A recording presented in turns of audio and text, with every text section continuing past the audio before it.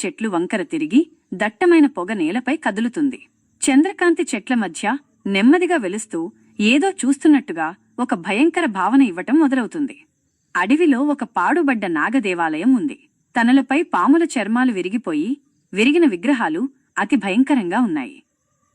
ఏ పాము కనిపించకపోయినా ఎవరో చూస్తున్నట్లు అనిపిస్తుంది. దేవాలయ నేలపై రక్తపు గీతలు నిదర్శనం.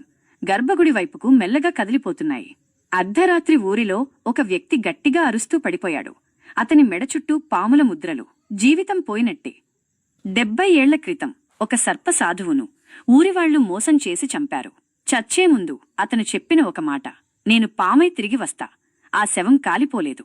రాత్రి వచ్చినప్పుడు శవం చుట్టూ వేల పాములు చేరి ఉదయానికి శవం మాయం.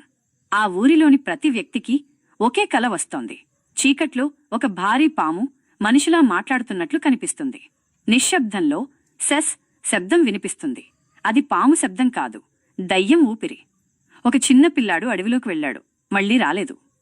అతని బొమ్మ దగ్గర పాము చర్మం కనబడింది. ఇది మొదటి ప్రత్యక్ష సిగ్నల్. పాము దయ్యం ఇప్పుడు తన శక్తిని చూపిస్తోంది.